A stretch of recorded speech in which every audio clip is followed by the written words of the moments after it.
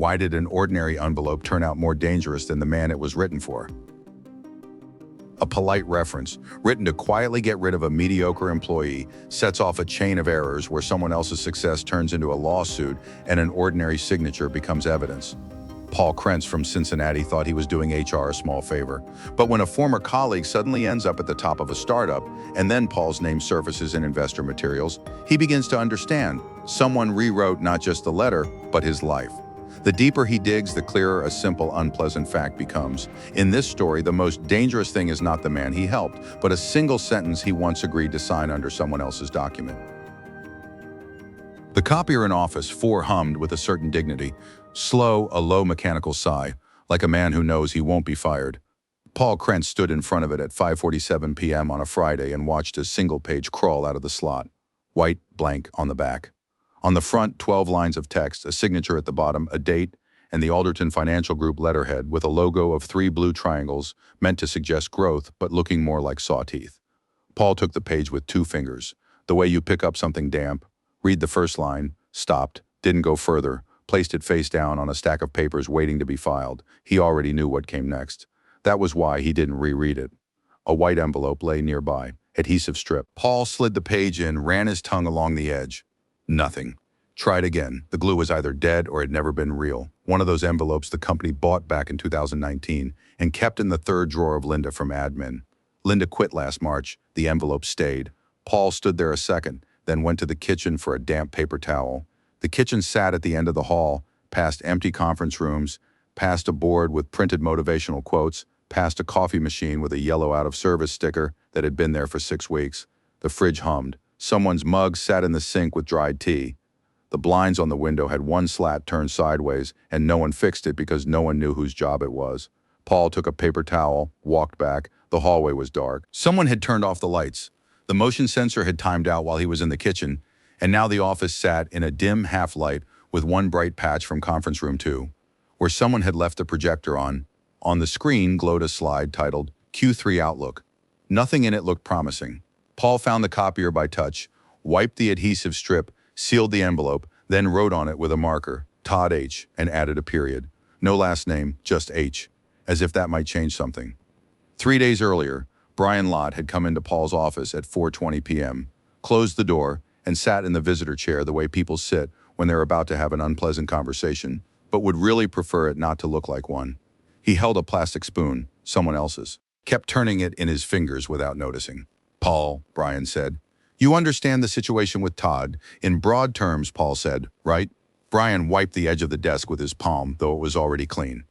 We'd like the transition to be smooth, he said. No extra noise. He found a position, which is, good, probably. And he needs a reference, formal, nothing extra. Paul looked at his mug. The coffee was cold. I wasn't his direct supervisor. No, but you're a senior analyst. You carry weight on company letterhead. It'll be appropriate. He stopped, ran his palm along the desk again like a crumb had appeared out of nowhere. Paul said nothing. The silence stretched 8 seconds, which in a meeting room feels like half a minute. And then Paul said, all right, fine. Brian nodded too quickly, like a man who had already heard what he needed and now wanted to leave before the conversation became real. I'll send a template, he said, standing up. Paul nodded. Brian was still holding the spoon, the plastic one he'd brought from the kitchen for no clear reason. He noticed it at the door, paused, slipped it into his pocket, and left without turning back. At home that Friday evening, it smelled like fried onions and something Diana called a casserole, though it was more of a rectangular mass made from whatever had been in the fridge. Paul set his briefcase by the door, hung his coat, placed the envelope on the small table in the hallway, the one for keys and bills. Diana came out of the kitchen with a towel over her shoulder. How was your day? She asked. Fine, Paul said. She looked at the envelope, didn't ask, went back to the kitchen, then stopped in the doorway. You eating? Casserole's almost ready. Yeah, Paul said. Thanks. He sat at the table in the living room, opened his laptop, checked his email, nothing urgent, looked at the envelope, then back at the screen. Diana brought the plates, they ate. The TV ran the news. Something about the municipal budget and road repairs. Paul listened with half an ear, then cleared the dishes, took a shower, and went to bed at 11. The envelope stayed on the hallway table. It stayed there all weekend, next to the keys, a dry cleaning receipt, and a car dealership flyer no one had asked for. On Monday morning, Todd showed up at 9:12, a full 12 minutes late, wearing a new blue striped tie and the look of a man who had already quit in his head. Paul handed him the envelope by the coffee machine, the same one with the out-of-service sticker. Todd took it, looked at the Todd H on the front, gave a small huff. "Paul," he said, "I won't forget this." "It's nothing," Paul said. "No, seriously, you really helped me." "Glad to help," Paul said. Todd slipped the envelope into his briefcase, outer pocket, the way you carry something valuable. Then he shook Paul's hand harder than necessary and walked to his desk, for the last time, as it would turn out. Paul poured himself coffee from the machine even though it had been broken for days, and the coffee came out cold and bitter. Took a sip, grimaced, threw the cup away. He thought it would be better if Todd forgot about the envelope, the letter, him, the company, everything, just leave and become someone else, somewhere else. Todd didn't forget. The oatmeal had no sugar. Paul had cut sugar in March after the doctor said, "We'll see at the next visit," in a tone that didn't mean we'll see, but I already have. He ate standing by the kitchen window because Diana was still asleep, and sitting at the table alone felt, for some reason, out of place. Outside, gray sky, wet asphalt. The neighbor across the street had been warming up his car for 10 minutes already, exhaust hanging in the cold air like a white cloud. The phone lay next to the bowl. Paul unlocked it out of habit, dragged his finger through notifications, bank email, weather, and LinkedIn. Todd Harper updated his position. Paul set the spoon down. Todd Harper, Chief Financial Officer, Nexbridge Capital, Columbus, Ohio. Under the name, a neat line, "Building Resilient Financial Solutions for a Rapidly Changing Market." The photo was new, Todd in a wide jacket that hung on him like it had been bought 2 sizes too big and decided that looked like confidence. The face was serious, but the smile was oddly empty, like it had been asked to show up, be polite and not take up space. 47 likes. Paul read to the end. Nexbridge Capital, a fintech startup founded 8 months ago. The website was a single landing page with animated graphs and a Learn More button that led to a contact form. Paul clicked it, closed it. The oatmeal went cold. He stood there another minute, then opened Todd's post and started typing a comment. Wrote, "Congratulations, Todd. This is a big step." Deleted. Wrote, "Good luck in the new role." Deleted. Wrote, "Well deserved, Todd. Good luck." Looked at it for 3 seconds. Hit post. Put the phone away. Finished the oatmeal cold. Deanna came down just before 8, poured coffee, saw Paul by the sink with his phone. Something happened? No. He slipped the phone into his robe pocket. Todd found a job. That Todd? There wasn't another. Deanna poured coffee quiet. "That's good, I guess." "I guess," Paul said. She didn't ask anything else. Neither did he. They had breakfast, and Diana left for work, and Paul opened LinkedIn again, just to check. There was already a like under his comment from Todd. The repost showed up that same evening. Paul saw the notification in the car, in the grocery store parking lot. Engine off, not out yet.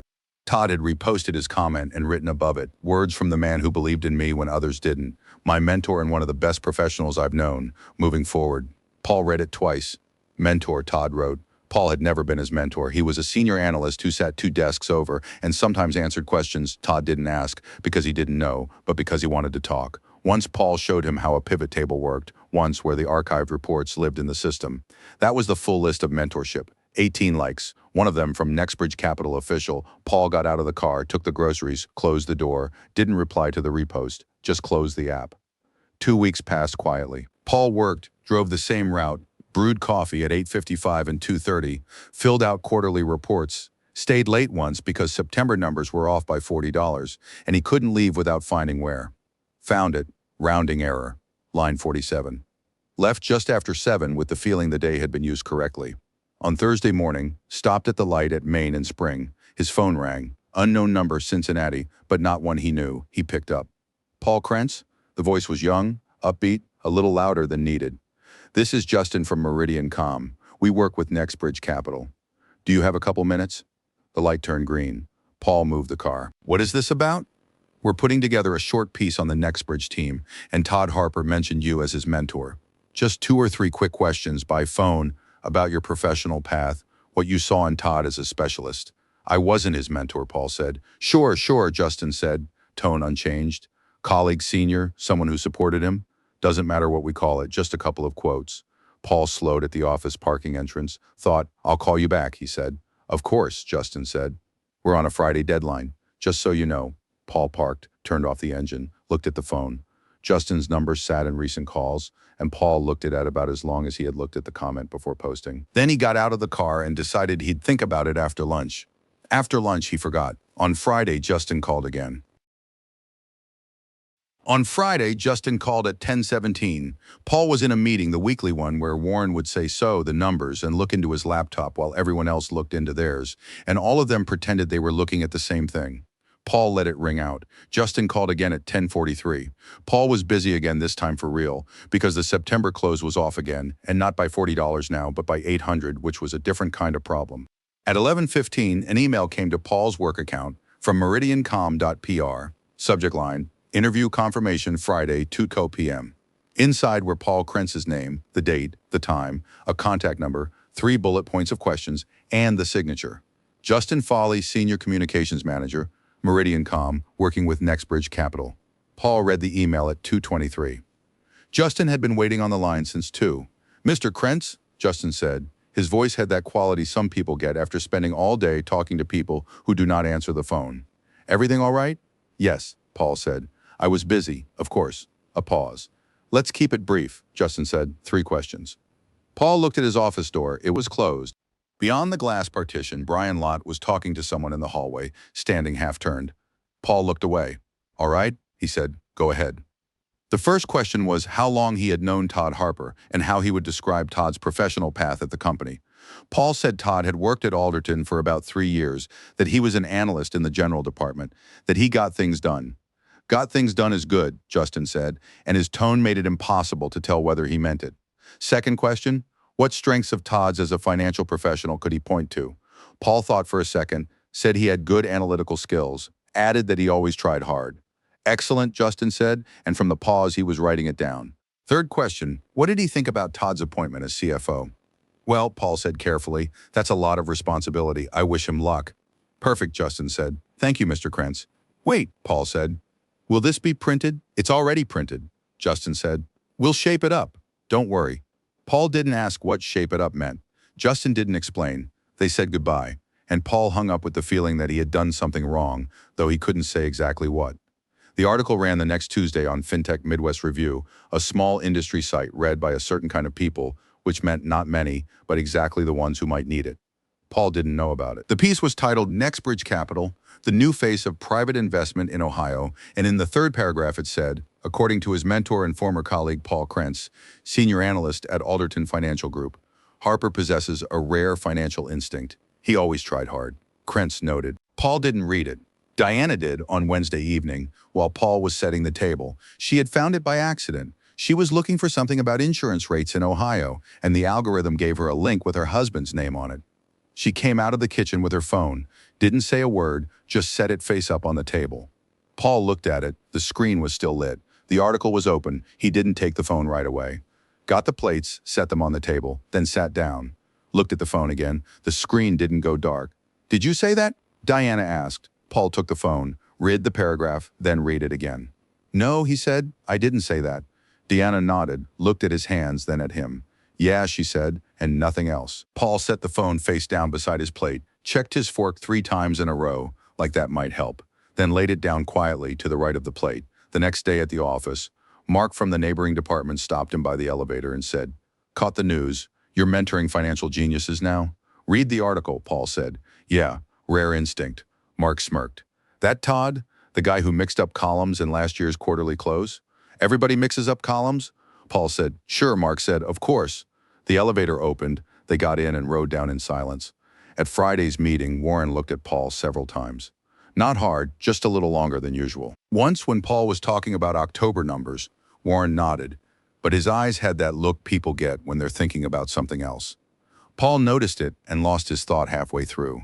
Found it again. Finished. Warren was already looking at his laptop. After the meeting, Paul went back to his desk, poured coffee, and decided he would call Meridian.com and ask them to correct the wording. He wrote himself a reminder on a yellow sticky note from the pack that had been on his desk for 2 years, stuck it to the monitor. On Monday, the note curled at the edge and peeled off, fell behind the monitor. Paul never found it. On Sunday evening, while Paul watched the news and Diana read in her chair, the phone flashed quietly, a LinkedIn message. "Todd Harper, Paul, hey, just wanted to say, the article landed great. Investors asked about you. IPO soon? Big things, you're the first person I'm telling." Paul read it. Set the phone face down on the sofa arm. On TV, they were talking about roads. Again, about roads, like there wasn't anything else to worry about. Paul had been putting off the inspection since September. By October, the dashboard had a yellow light on it. Not the kind that means danger, just the kind that stands there in the doorway and coughs politely. In November, it was still on.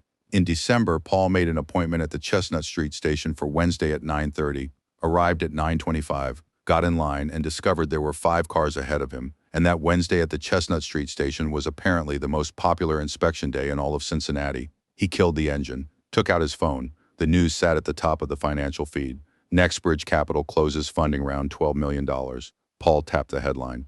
The article was small, 3 paragraphs and a photo. In it, Todd stood by the glass wall of the Columbus office with a gray sky behind him, wearing a dark jacket that was just wide enough in the shoulders for only someone looking closely to notice. Serious face, eyes off to the side, like he was already somewhere beyond the camera. Under the photo was a quote, "We're building the financial infrastructure of the next generation.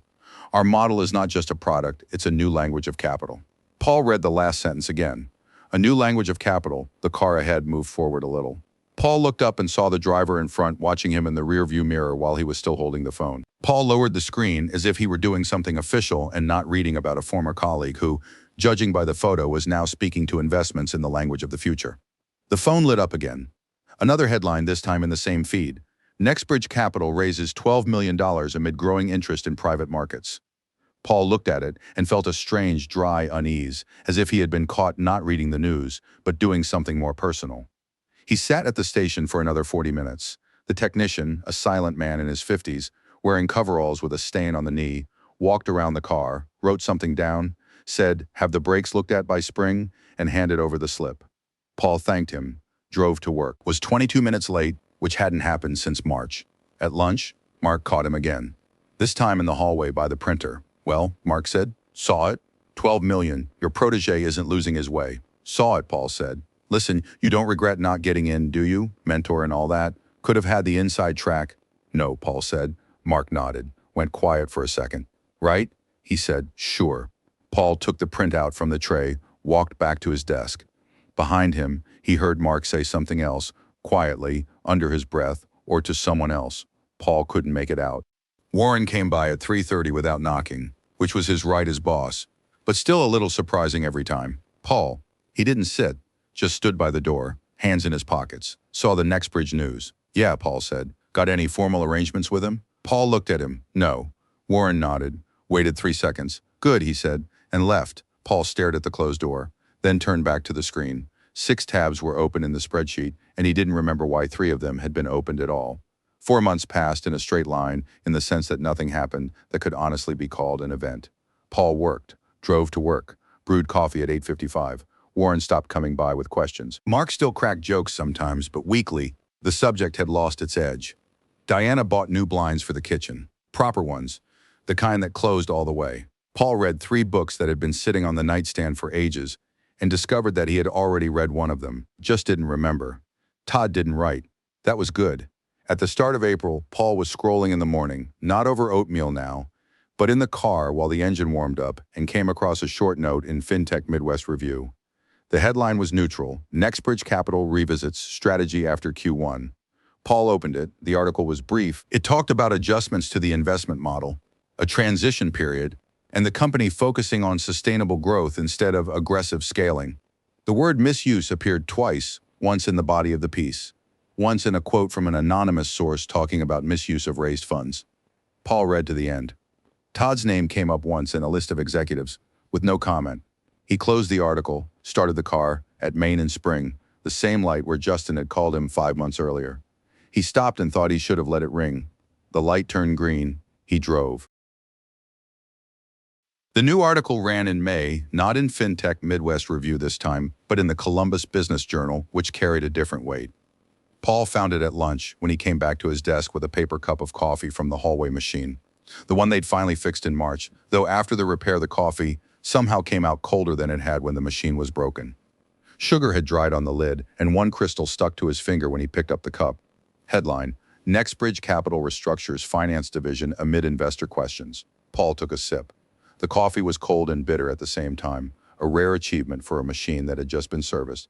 He set the cup down, started reading. Nextbridge Capital had carried out a planned restructuring of the finance function. 2 employees had left the company of their own accord. CEO Derek Murphy said the company was focused on long-term value for investors. At the bottom of the article was a short comment from Todd Harper. "We are moving forward." Paul looked at those 2 words a second longer than he needed to. "We are moving forward." He didn't finish the coffee. He called Todd at 2:05 p.m. First ring, second, third, fourth, and Paul was already close to deciding this had been a mistake and he shouldn't have called. Fifth, sixth, then a click. Todd sounded like someone who was glad to get a call only because there was nobody else left to be glad for him. "How are you?" "I read the article," Paul said. "Yeah." A short pause. "Paul, everything's under control." Paul looked at the cold coffee on the desk. "Sounds like noise," he said. "Journalists love noise." Todd's voice stayed calm, almost lazy. "You know that." Paul said nothing. "Nothing serious," Todd added. "Just business. You lost people." "Yeah," Todd said. Then right away, "It's moving." Paul waited for more, but Todd had already changed gears, like the conversation had folded in on itself. "Listen," he said, "we're fine here." And he hung up before Paul could ask anything else. Paul put the phone down. Thought Todd had sounded convincing, then thought Todd always sounded convincing. That had been his only stable professional trait for 3 years at Alderton. Then decided things were probably fine, almost decided. Rick Olson first showed up in conversation as rumor. Someone in a business chat forwarded a link. Someone said things were apparently already bad. Someone at lunch mentioned Nextbridge investors were starting to get nervous.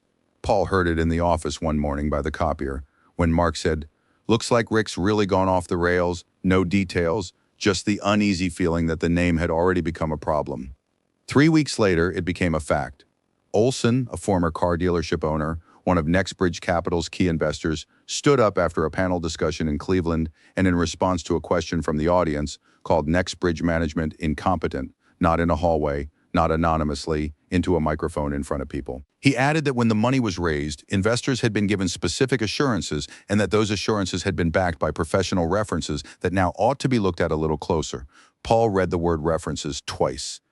Olson didn't name names, but the phrase professional references hung there in the text like an object someone had placed in plain sight without explaining why. Paul got out of the car, went to the office, took the elevator up, set down his coffee, sat at his desk. At 11:40, Lynn from reception knocked and came in with a small stack of mail, bills, newsletters, 1 envelope from the tax office Paul had been putting off for a week, and 1 more envelope at the bottom of the pile, thick, on good paper, with a return address in the upper left corner. "Schloss and Partners, Corporate and Financial Law, Cincinnati, Ohio." "Here," Lynn said. "This is for you, Leetney, not the company." "Thanks," Paul said. Lynn left. He looked at the envelope. It lay on the desk with the letterhead facing up, and the name Schloss and Partners was printed in blue, neat corporate type, the kind you use for things people need to read carefully. Paul didn't open it for 4 minutes. He knew that for a fact because he watched the clock in the right corner of the monitor, 11:40, then 11:44, and all that time the envelope sat in front of him, and the office was quiet, and the coffee was steaming, and beyond the glass partition someone in the hall laughed at something. At 11:44 he picked up the envelope and opened it. Inside were 2 pages. The first was formal notice. "Dear Mr. Krentz, our firm represents a group of investors in Nextbridge Capital LLC. As part of a pre-litigation review, we request clarification regarding the nature of your professional relationship with Todd Harper and your possible role in the provision of documentation used in connection with capital raising." The second page was a list of questions, 7 of them. Paul read to the end, folded the pages back up, put them in the envelope, slid the envelope into the right-hand desk drawer, closed the drawer. Picked up the coffee. It was cold already. Sugar still clung to the lid. The office of Schloss and Partners was on 4th Street, in a building with a gray facade and brass letters over the door. The kind of building that doesn't try to please anybody because it stopped caring about that a long time ago. Paul arrived 10 minutes early, found parking around the corner, parked, walked to the entrance, and discovered it was the door to a dental clinic called Bright Smile. He went back to the car, took out his phone. The address in the letter was right. 4th Street, 42. He had been standing at 44. He walked the other way, past 43, past a man with a dog, past a parked truck taking up half the sidewalk. 42 turned out to be in the next block, which went against the logic of numbering, but Cincinnati and that neighborhood had not followed logic since 1920. He entered the building at 2:22 p.m., 22 minutes late. The elevator was out, handwritten notice on the door. Paul took the stairs to the 3rd floor, found the door marked Schloss and Partners, went in, and told the receptionist he had an appointment. "Mr. Schloss is expecting you," she said. No reproach. Just a fact. The office was small, a desk, 2 visitor chairs, a filing cabinet, a framed diploma on the wall in a dark wood frame. It smelled like paper and coffee brewed long ago, in large quantities. A box of paper clips sat on the windowsill, and the ceiling lamp had a cracked shade, which threw the light to one side and made the room feel slightly crooked. Marvin Schloss stood when Paul came in, shook his hand, brief, businesslike, and pointed to the chair. Then he sat across from him, short, balding, thick glasses that made his eyes look just large enough to make the other man feel examined. There were crumbs of something white on his cuff and a small damp stain on his notepad, as if he had set it on a wet surface and never noticed. "Sit down," he said. Paul sat, set a red folder on the table, but didn't open it. Schloss looked at the folder, then at Paul, said nothing. Paul opened the clasp, took out the document marked Ver 2, placed the original letter on top of it, and slid both toward the lawyer. Schloss took the pages, not right away. First he looked at the signature, then at the edge of the paper, then he turned the first page slowly, then the second. He wasn't reading like a man seeing something new, more like a man checking whether an old debt was still there. The pause was short but heavy. "Who else saw the copy?" he asked. Paul looked at him. "Copy of what? This letter?" "No one." Schloss tilted his head slightly, ran a finger along the edge of the page, leaving no mark. "When did you give this to Todd?" "In November? In person?" "Yes." Schloss nodded, wrote something in his notebook, then covered it with his hand for a second, as if he didn't fully trust the note himself. "Where did you get the Ver 2 version?" he asked. "Found it in my drawer." Schloss didn't look up. "Who could have put it there?" Paul said nothing. Schloss said nothing either. It wasn't polite silence. It wasn't awkward silence. It was working silence. The kind a man has after he's seen enough folders like this not to rush. He nodded toward the pages. "Your signature?" "Yes." "Company letterhead?" "Yes." Schloss nodded again and brushed his thumb over his cuff, flicking crumbs toward the edge of the desk. The investors claimed this letter was part of the materials used during the fundraise. Paul said nothing. Schloss didn't add anything, just looked at him over the top of his glasses and set the pages beside the notebook, like papers that weren't going anywhere yet but no longer just sat there. "Are you prepared to give a written statement?" he asked. "Yes." "Good." He said it the way a man talks about returning files, not somebody's life. Schloss closed the folder, pushed it to the edge of the desk, took a sip of water. The glass clicked softly against the lid, all of it methodical, no rush. Like a man who had 3 more meetings after Paul, and all of them were about the same. Paul sat across from him, looking at the stain on his notepad, and only then felt his fingers go a little cold. Not from fear, exactly, from the fact that there was no room left in the room for anything unsaid. It was all already on the table. It just hadn't been named out loud. Schloss checked his watch. "That's enough for today, Mr. Krentz," and that said it better than any explanation could.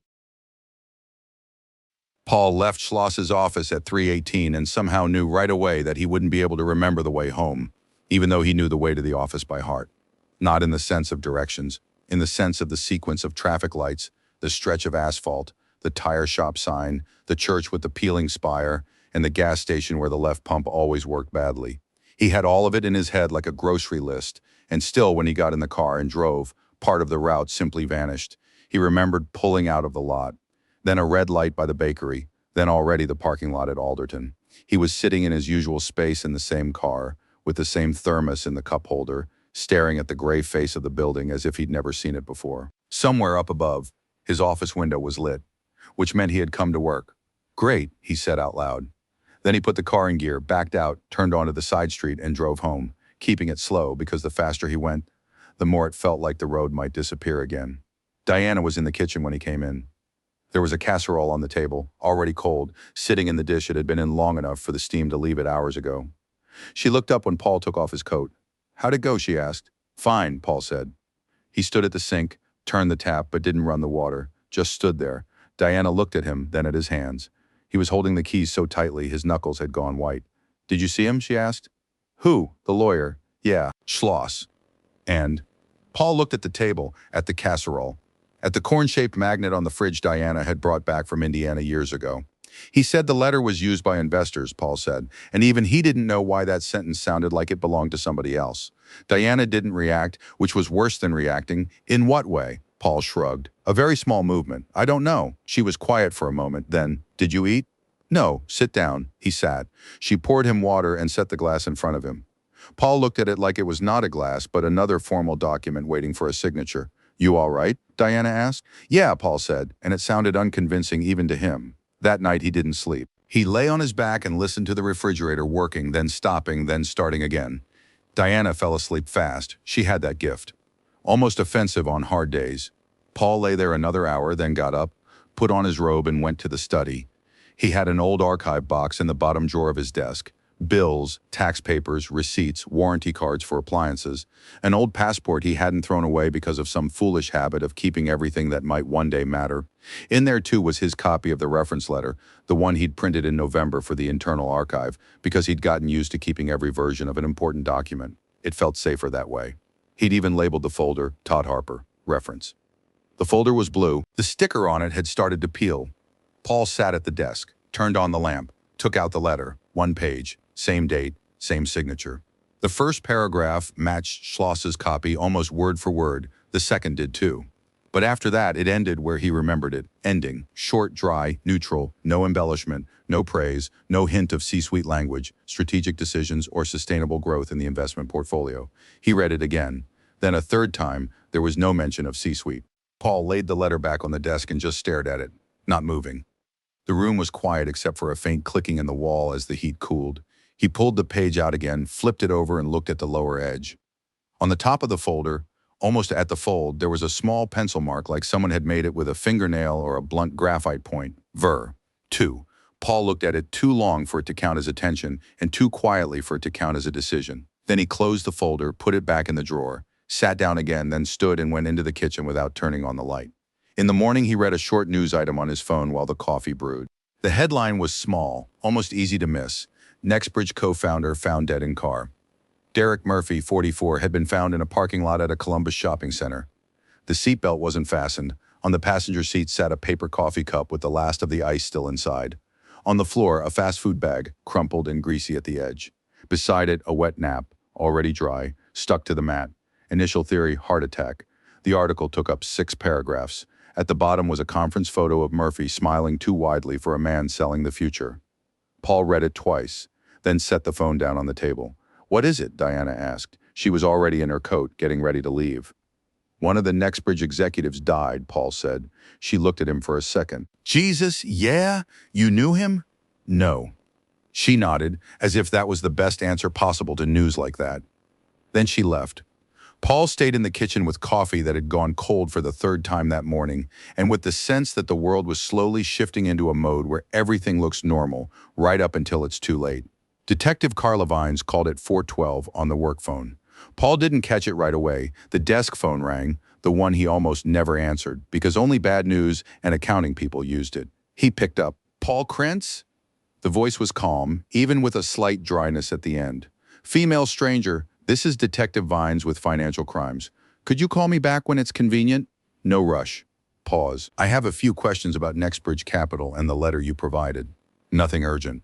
Whenever you can." She gave him the number. Paul wrote it on the back of a dry cleaning receipt, then looked at the paper and suddenly realized his hand was shaking a little, not enough for anyone else to notice, but enough for him. He hung up. The letter folder was on the desk. Beside it, the phone with Detective Vines' number, and in the window, his office reflected back at him, lamp, chair, archive box, all of it looking like someone had very carefully set the room up for a bad conversation. Paul picked up the letter again and saw, on the inside edge of the folder, a thin pencil mark almost erased that he hadn't noticed before. A small sign in the shape of a V and the number 2. He stared at it, then slowly closed the folder. Paul called Detective Vines back at lunch, standing by the coffee machine on the 3rd floor. The machine hummed like there was a small, irritated engine trapped inside it, never told why it had been switched on in the first place. Paul pressed the phone to his ear, turned away from the hallway, and within 3 seconds knew he'd made a mistake. "Paul Krentz?" Vines asked. Yes, there was no background noise on her end. No music, no other voices, just a steady, dry voice, the kind of voice that doesn't waste words, not because it's saving time, but because it sees no point in them. "If you can, somewhere quieter." Paul looked over his shoulder. 2 people from procurement were standing behind him waiting for coffee. One of them was watching him too closely, though. Maybe he was just looking in that direction. "Yeah, of course." He went into conference room 3, pulled the handle, locked. Someone was already inside, muffled voices, a pen tapping a table, a quick, uh-huh. Paul stopped, nodded at the door as if the door might understand and apologize. No good, Vines asked. 1 minute. He kept going past the printer, past the break room, and finally went into the employee bathroom. He closed himself into the stall, not all the way, because the lock was broken, stood there with his shoulder against the wall. The smell was neutral, disinfectant and paper, like every place where people pretend nothing is happening. Better? He asked. Yes. Pause. Paul heard water dripping somewhere, not loud. Just enough to keep the silence from being complete. I have a couple questions, Mr. Krentz. Did you know Derek Murphy personally? No. And Todd Harper. Do you know him well? Paul looked at the white tile wall. Well, we worked together at the same company. Understood. The next pause was longer than the question. How would you describe his financial style? Vines asked. Paul blinked. What?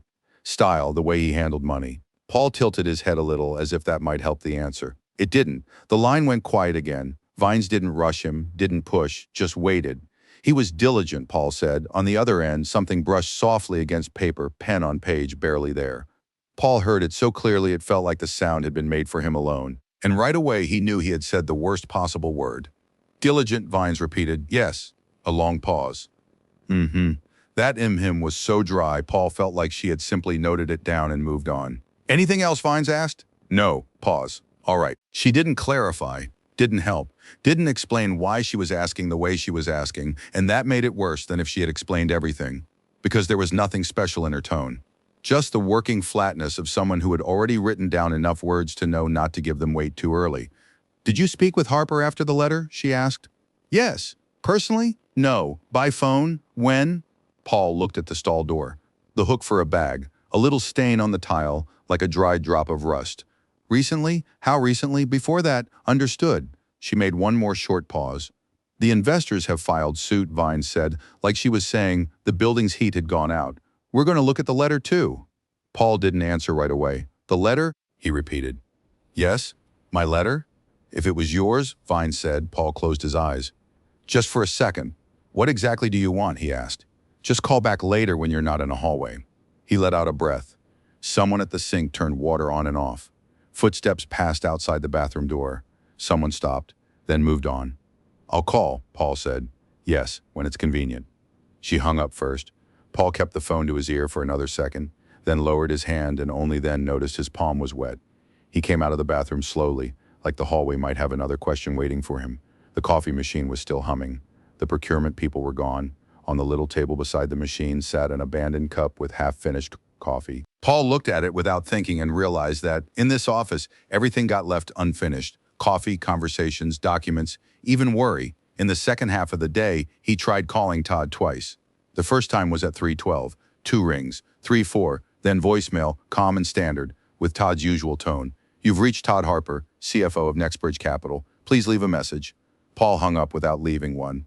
The second time was at 3:49. This time the call just dropped. No voicemail, no answer. Silence. Paul opened LinkedIn in the browser. Todd's profile wouldn't load. Search returned a blank page and a few similar last names, none of them right.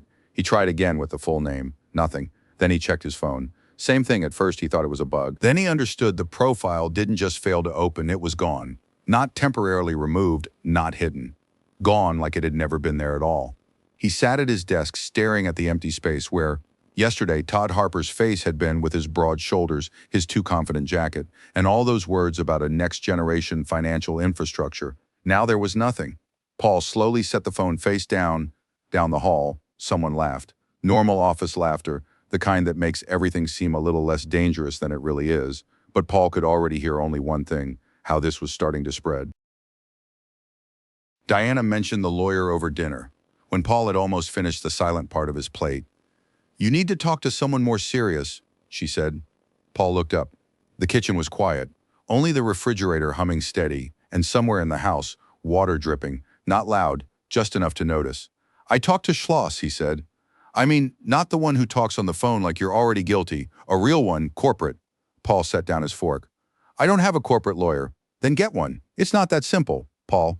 She said it without pressure, which was exactly why he felt he had no choice left. Ron Hill worked out of a 2-room office above a kitchen cabinet showroom on Taft Street. Paul had known him for years. Ron helped with the paperwork when they bought the house. Then once with Diana's minor car accident, then with some fence dispute with the neighbors. He was good at divorces, decent at real estate, and confidently bad at anything corporate. Paul called him Wednesday at 11:08, right after Diana left for work. "Ron, it's Paul Krentz. I've got a question." Paul, hey.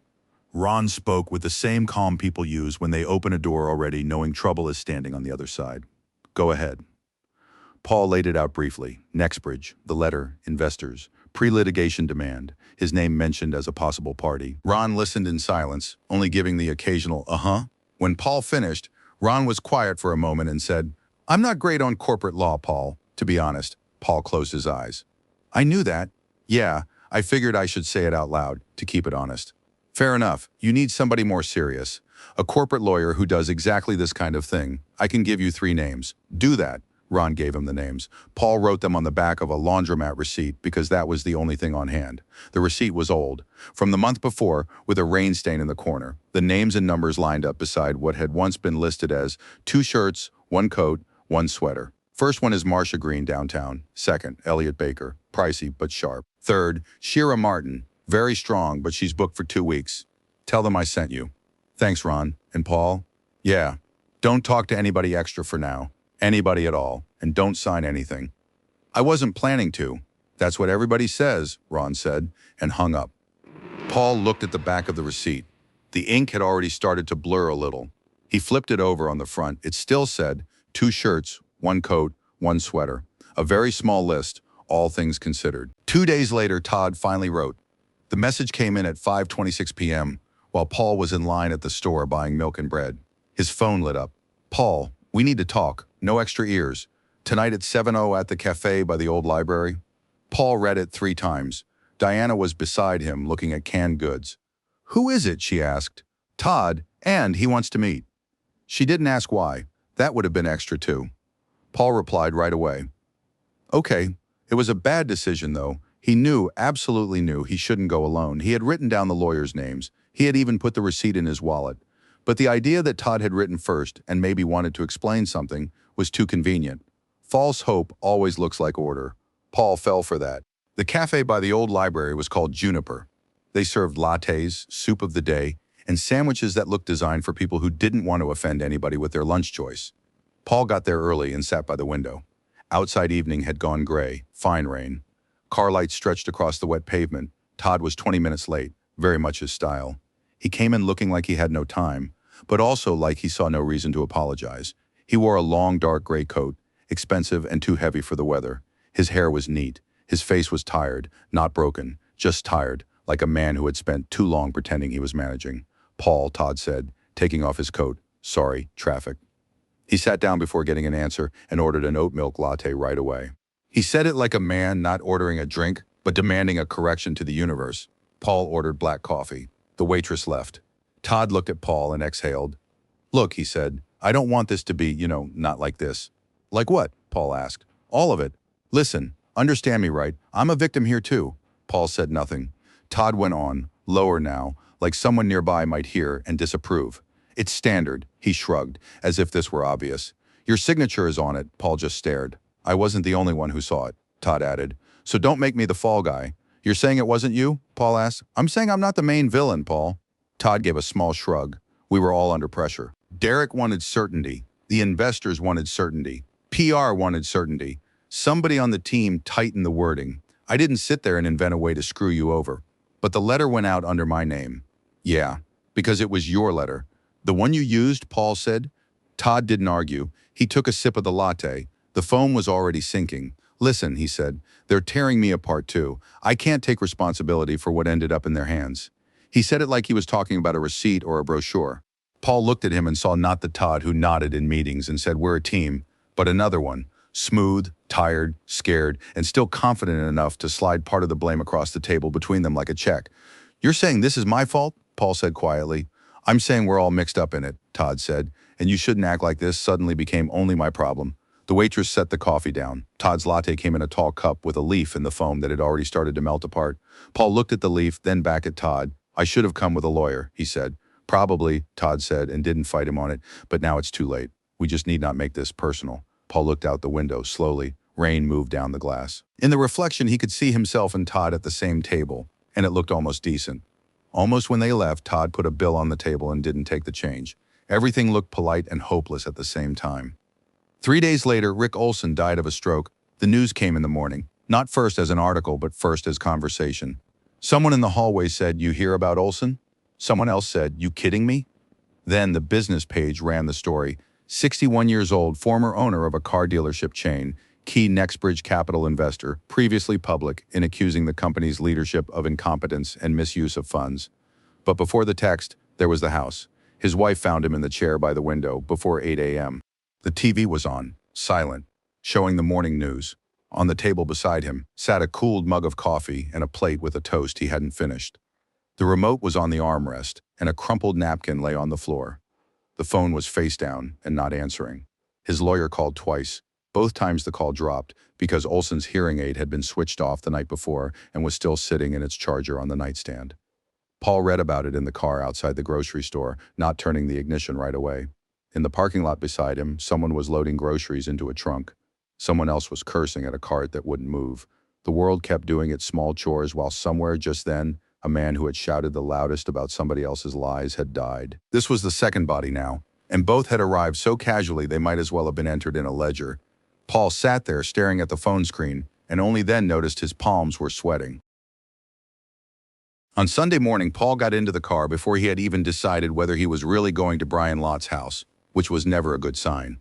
Good decisions usually don't require driving over wet asphalt at 9:30 in the morning, without a call, without warning, and without a clear plan, beyond the weak human urge to see a man start lying when you show up at his porch. It was drizzling.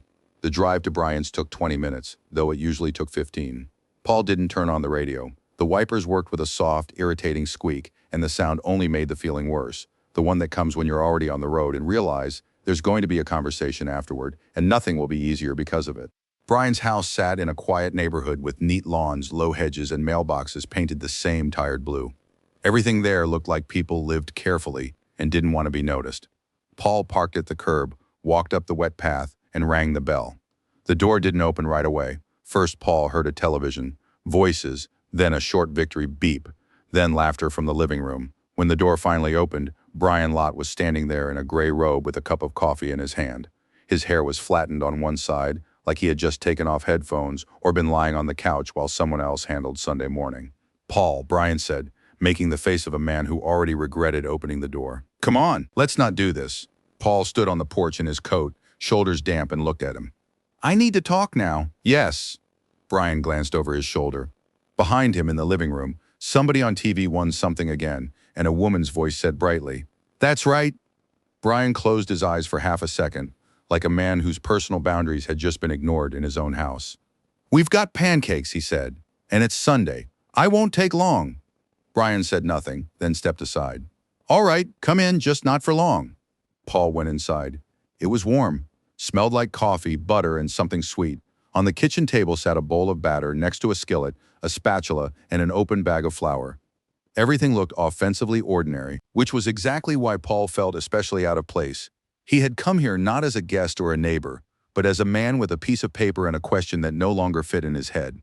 Brian wiped his hands on the robe. Then again, the skillet on the stove hissed, and he flipped a pancake too early. It stuck, slid sideways, and Brian quickly slipped the spatula under it like none of it mattered.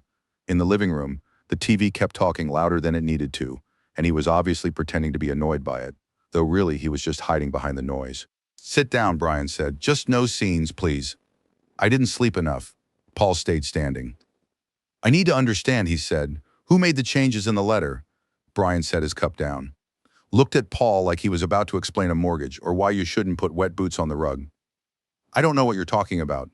Paul said nothing, took the sheet from his inside pocket. The copy of the letter showed him the mark in the margin. This. Brian looked long, too long for a man who supposedly didn't know what he was looking at. Then he podnal eyes. "I don't know." Paul didn't move. "You gave them the letter before you handed it to Todd." Paul said. "Somebody added this version later. Then Todd sent the packet to the investors. And now they think it was your text, Brian." Brian didn't answer. He stared at the page, then at Paul, then toward the kitchen, where something was still hissing in the pan. "It wasn't me," he said at last. Paul looked at him, waiting for more, but Brian only ran a hand over his face, then wiped his palm on the robe again. "You didn't check," Paul said. Brian gave a shrug. Very small. I didn't check. The words came out so quiet, the television nearly covered them. Paul nodded, and that nod was enough to make Brian go completely silent. Paul looked once more at the sheet marked Ver 2, at the pencil trace along the edge, at the neatly typed text, which now meant more than the whole conversation. Then he put the page back in his pocket. All right, he said. Brian looked up, expecting more. But Paul was already turning toward the door. Paul, no, that's enough. He stepped out onto the porch into the drizzle and felt the cold get under his collar at once. Brian didn't follow. Only the television kept going inside, and someone's cheerful voice kept talking about winning while Paul walked down the wet path to the car. He got behind the wheel, didn't turn on the radio, and drove home without wanting to clarify anything. It was already clear enough to be dangerous. At home, he didn't take off his coat right away. Sat at the kitchen table, placed his phone in front of him, and set down the yellowish envelope Todd had once forgotten to return, the one Paul later found in the desk drawer among old papers. The envelope was worn at the edges, slightly yellowed with age, with that uneven adhesive flap that once refused to seal and made Paul go fetch a wet wipe. An ordinary thing, nothing special, exactly the sort of thing that later becomes a problem. Paul stared at it for a long time, then picked it up and shook it. Something was inside. He went still, slowly opened the flap, took out another sheet of paper, a copy of the letter, but not his copy. The same notation sat in the margin, Ver 2, and now Paul finally understood what needed to be done. Paul woke at 3 in the morning and couldn't get back to sleep. At first he just lay there, staring at the ceiling, listening to the house, the refrigerator, the rare creak somewhere in the pipes, the faint rustle of the radiator. Diana was asleep beside him, turned toward the wall. Her breathing was steady, and that only made it worse because everything in the house seemed to keep working fine except him. He got up without turning on the light, went to the kitchen and put the kettle on, then changed his mind and took out the coffee jar, put 2 spoonfuls in a mug, drank it, then another cup, then looked at the clock on the microwave and realized it was already 4 in the morning, and only now was he truly awake. The papers were on the table, the copy of the letter, the sheet marked Ver 2 Schloss's letter, printouts of Ron Hill's messages. Paul looked at them the way you look at a mess that no longer feels like a mess. He sat down, then stood up, then sat down again. Deanna came into the kitchen without turning on the light, barefoot in her robe. She stopped in the doorway, looked at the table, then sat down beside Paul without saying a word. He turned his head toward her. "Did I wake you?" "No," she said. "You were just making noise." Paul gave a small laugh, but there was no humor in it. She looked at the papers. "You need a folder," she said. Paul looked at her. She stood and went to the storage closet. Paul stayed where he was. A minute later, she came back with a red zippered folder and set it on the table. "Here," she said. Paul opened the folder and started putting the papers inside. The copy of the letter, the Ver 2 version.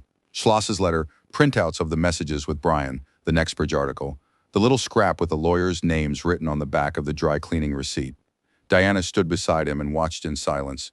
"Looks like a case," she said. "Yeah." He closed the folder, ran his hand over the cover, as if checking whether it had changed after being filled. When Diana went back to bed, Paul stayed in the kitchen. He put the phone in front of him and sat there for several minutes, just looking at the screen. Then he found Todd's number in the old messages. His finger hovered over the call button. He pressed it. Ring, second, third. Paul listened to the emptiness stretch through the line. He didn't say anything, just held the phone to his ear until the ringing started to irritate him and then a little longer. Fourth ring, fifth. At last he hit end, set the phone on the table and stayed sitting in the silence. It was a very small act, but something inside him shifted. He didn't dial again, didn't write, didn't look for words that might make it sound like a conversation instead of the start of a procedure. He just turned off the screen. In the morning he got up before Diana. The kitchen was gray and quiet. He didn't make coffee, sat at the table with the red folder, opened his phone, and found Schloss's number. When he answered, the voice was as calm as it had been the first time. "Schloss, this is Paul Krentz." Pause. "Yes, Mr. Krentz." Paul looked at the red folder. "I want to give a statement," he said, "and I have something you don't." On the other end, Schloss was silent for exactly 1 second, not more. But Paul heard that second like a click in the quiet. "When can you come in?" Schloss asked. Paul closed his eyes, then opened them. "Today," he said, "after 9. "All right, come in. I'll have them take you right away." "Thank you. Don't be late," Schloss said without pressure, almost politely. Paul looked at the folder, at the papers inside it, at his kitchen, where everything was in its place except him. "I won't," he said, and hung up. Paul took the red folder from the kitchen table like it was no longer paper exactly, but something heavier, almost solid, as if the last 2 months had been packed into a stack of sheets. Diana stood by the sink and watched him in silence as he checked the clasp. opened the folder again, and closed it again. "Got everything?" she asked. Paul nodded. "Don't mix them up," Diana said. "The red folder and that face." He looked at her for a second, and the corners of his mouth twitched, not a smile, more like the memory of one. Schloss took him on the same third floor, in the same small room that still smelled like paper and old coffee. Paul got out of the elevator with the folder tucked under his arm and stopped at the door to catch his breath. At that moment, the elevator opened again. A stranger in his 50s came out in a dark coat, holding the exact same red folder. They looked at each other, both slowed a little, the way people do when they realize at the same time that a coincidence is too specific to be random, and still pretend nothing special happened. "Here for Schloss too?" the man asked. "Yeah," Paul said. "Mm-hmm." They went into the waiting room and sat at opposite ends of the row of chairs. The receptionist looked up, saw the folders, and her face flickered with that brief professional sympathy people in her line of work learn to give without thinking. Paul didn't ask who the man was. The man didn't ask Paul. They waited to be called, stood almost at the same time, and split off into different offices. The stranger turned left. Paul turned right. Everything was too neat not to feel unpleasant. Schloss was already waiting. On the desk in front of him sat his usual folder, a lidded glass of water, and a notepad. He looked up when Paul came in and nodded toward the chair. "Sit down." Paul sat, put the red folder on the table but didn't open it. "I brought everything," he said. Schloss glanced at the folder, then at Paul. "Good." Paul opened the clasp, took out the document marked Ver, placed the original letter on top of it, and slid both toward the lawyer. Schloss took the pages. Not right away. First he looked at the signature, then at the edge of the paper. Then he turned the first page slowly, then the second. He wasn't reading like a man seeing something new, more like a man checking whether an old debt was still there. The pause was short, but heavy. "Who else saw the copy?" he asked. Paul looked at him. "Copy of what? This letter?" "No one." Schloss tilted his head slightly, ran a finger along the edge of the page, leaving no mark. "When did you give this to Todd?" "In November." "In person?" "Yes." Schloss nodded, wrote something in his notebook, then covered it with his hand for a second as if he didn't fully trust the note himself. "Where did you get the Ver 2 version?" he asked. "Found it in my drawer." Schloss didn't look up. "Who could have put it there?" Paul said nothing. Schloss said nothing either. It wasn't polite silence. It wasn't awkward silence. It was working silence. The kind a man has after he's seen enough folders like this, not to rush. He nodded toward the pages. "Your signature?" "Yes." "Company letterhead?" "Yes." Schloss nodded again and brushed his thumb over his cuff, flicking crumbs toward the edge of the desk. The investors claimed this letter was part of the materials used during the fundraise. Paul said nothing. Schloss didn't add anything, just looked at him over the top of his glasses and set the pages beside the notebook, like papers that weren't going anywhere yet, but no longer just sat there. "Are you prepared to give a written statement?" he asked. "Yes." "Good." He said it the way a man talks about returning files, not somebody's life. Schloss closed the folder, pushed it to the edge of the desk, took a sip of water. The glass clicked softly against the lid, all of it methodical. No rush, like a man who had 3 more meetings after Paul, and all of them were about the same. Paul sat across from him, looking at the stain on his notepad, and only then felt his fingers go a little cold. Not from fear, exactly. From the fact that there was no room left in the room for anything unsaid. It was all already on the table. It just hadn't been named out loud. Schloss checked his watch. "That's enough for today, Mr. Krentz," and that said it better than any explanation could. The hearing was in the county courthouse, in a room where the walls looked like they had been painted for people who feel uneasy in their own certainty. The gallery benches were almost empty, but the witnesses were already standing by the doors. The clerk was typing without looking up, then dropped her pen, muttered under her breath, and bent down under the table. The lawyer beside her flipped through the wrong file in silence. Paul came in with the red folder, sat where he was told. Todd entered behind him and froze for a second before realizing he'd sat in the wrong place. Not the right chair, not the right table. Then he moved, pretending that had been the plan all along. He was wearing the same broad jacket from the IPO photo, only now it hung on him a little worse, like the jacket had grown tired of the whole story too.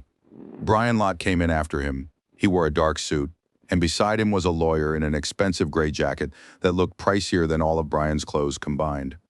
Brian moved carefully, with that office neatness that looks especially pathetic in court, like a man still hoping that if he doesn't make noise and keeps himself straight, nobody will notice him.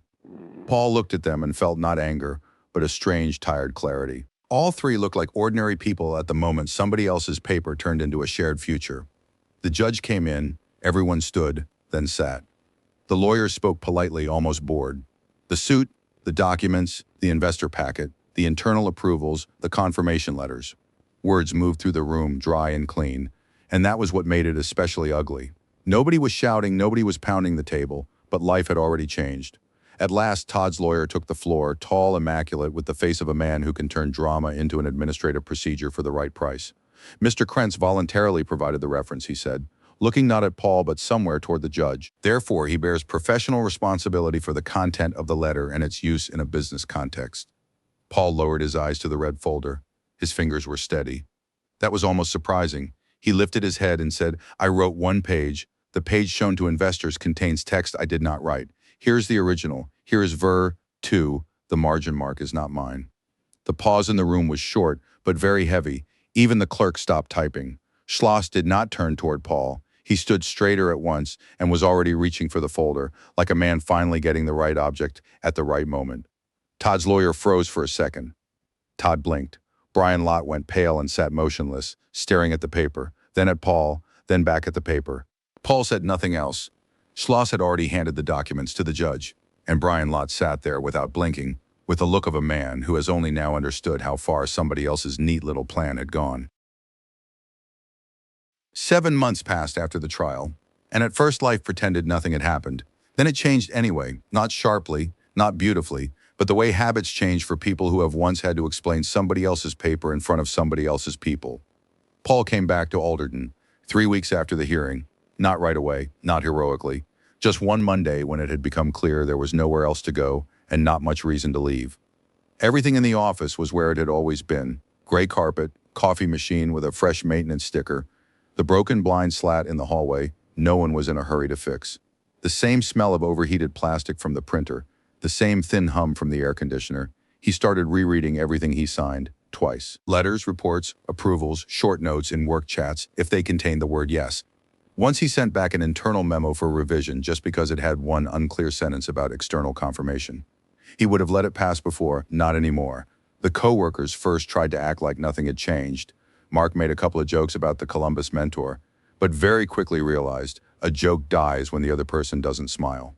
Warren never mentioned Nexbridge once. In meetings, he started speaking more briefly. It was almost respectful, or just careful. Deanna didn't ask for details at first.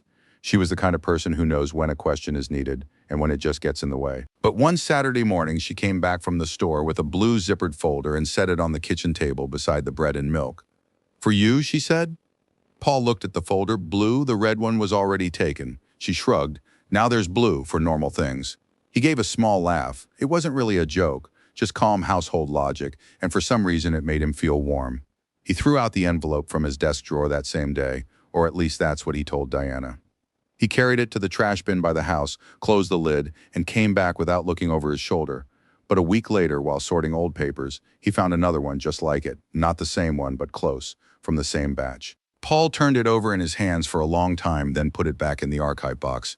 Not as memory, as warning, that was the difference. Todd got probation and a ban from working in finance. It was written in dry language in a short note on page 3 of the business section.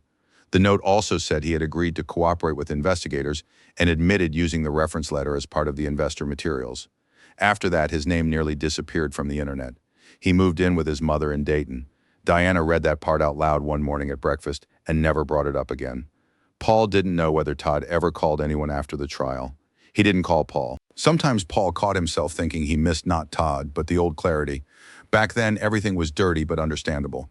One man wanted to leave, another wanted him to leave quietly, and paper still looked like paper. Now it was different. Brian Lott left the company almost immediately after the pretrial settlement. The wording was neutral, as it should be, by mutual agreement. Inside the company, it read differently. As he is no longer here, he got his severance, signed the papers, stopped showing up for company meetings, and then disappeared entirely from view.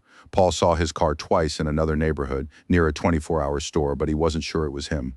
Brian never called, never wrote. His silence was probably the most honest thing he was capable of. Nexbridge Capital was shut down 2 months after the hearing. No thunder, no drama. First the accounts were frozen, then external administrators were appointed, then the website was taken down, then the Columbus office disappeared.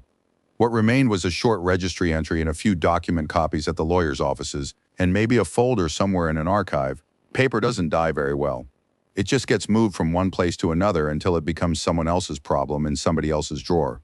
One day in January, Paul was driving home and saw an old gas station sign that said coffee special. He stopped, bought a cup, but didn't drink it, set it in the holder, and kept driving. A few blocks later, the coffee went cold, and he poured it out at home into the sink. Deanna passed by, looked at the empty cup, and said nothing. In spring, Paul started going into the office on Fridays a little earlier than usual. Not because he wanted to stay late, but because he'd learned to value the time when the hallways were still empty and nobody had asked him for anything yet. At 5:47, it was especially quiet. The cleaner had already made it halfway down the floor. The air conditioner hummed steadily. The windows reflected the gray light from the hallway. The copier in Office 4 stood in the same place as that day, only now it seemed older. Paul came up to it with a stack of papers, ordinary work papers, nothing with a history. He pressed the button, the machine buzzed, then went still. Then one sheet slowly slid out of the slot. He took it with 2 fingers, read it, and put it back in the tray, pressed the button again. The second copy came out almost right away. Paul took that one too and read it. Same words, same order, same signature at the bottom. Then he put the page back. Diana once said he had become harder to live with and easier to understand. Paul hadn't answered then. Now he would probably agree. He put the paper in the folder, closed it, and stood there another second by the copier. Outside, it was getting dark slowly in the hallway. Someone turned off the light. The office went gray, familiar, and almost kindly, as if nothing had ever happened there. Paul turned, took a few steps toward the door and stopped, then looked back at the copier, at the tray, at the white emptiness where the page had just come from, and left without turning the light off.